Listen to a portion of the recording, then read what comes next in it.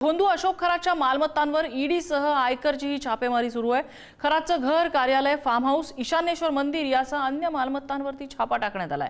नाशिकच्या तृप्ताबाला बंगल्यात गेल्या 12 तासांपासून ही छापेमारी सुरू आहे। राहता इथल्या समता बँकेतही ईडीकडनं चौकशी सुरू आहे। समता बँकेमध्ये खरात वारसदार असलेली 100 खाती सापडली आहेत। 100 खात्यांमधून तब्बल 60 कोटींचे व्यवहार झाल्याचं कळतंय। किरण ताजणे या संदर्भात आपल्याला अपडेट देतात। किरण, नेमकं काय काय घडतं या प्रकरणात?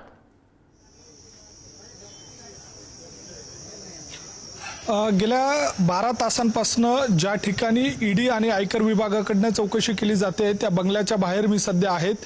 याच ठिकाणी गेल्या 12 तासापासून आयकर विभागाचे अधिकारी आणि ईडीचे अधिकारी जे आहेत ते आतमध्ये गेलेले आहेत। वेगवेगळ्या कागदपत्रांची माहिती, त्यासोबतच जी SIT कडनं आतापर्यंत देण्यात आलेली माहिती आहे त्या सगळ्या अनुषंगाने चौकशी केली जाते। काही वेळापूर्वीच मिळालेल्या माहितीनुसार अशोक खरात याची जी आलिशान कार आहे ती सीज केली जाणार असल्याची माहिती मिळते आणि त्यासाठीची ईडीच्या अधिकाऱ्यांकडनं देखील त्या पद्धतीची कारवाई जी आहे ती केली जाणार आहे। सध्याच्या घडीला 12 तासांहून अधिकची जी चौकशी आहे ती केली जाते। प्रामुख्याने या संपूर्ण बंगल्यामध्ये अशोक खरातचे काही नातलग असल्याची माहिती मिळते आणि त्याच्या कुटुंबातील काही सदस्य आहेत त्यांच्याकडनं या सगळ्या संबंधी चौकशी केली जाते।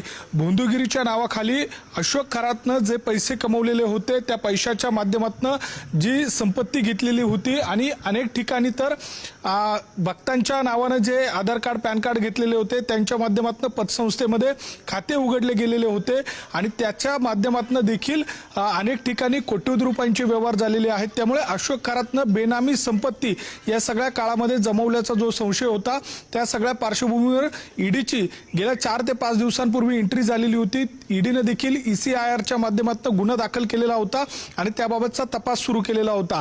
आता त्या सगळ्या पार्श्वभूमीवर थेट ग्राउंडवर येऊन ईडीकडनं आता कार्यवाही केली जाते, चौकशी केली जाते। त्यामुळे अशोक खरातचं जे आर्थिक घोटाळ्याचं जे काळं साम्राज्य आहे त्यालाच आता हात ईडी आणि आयकर विभागाने घातलाय। त्यामुळे येत्या काळामध्ये या चौकशीच्या माध्यमातून नेमकं काय समोर येतं याकडेच सर्वांचं लक्ष लागलेले आहे। नम्रता, किरण, अपडेट घेत राहू। तुर्तास धन्यवाद या माहितीबद्दल।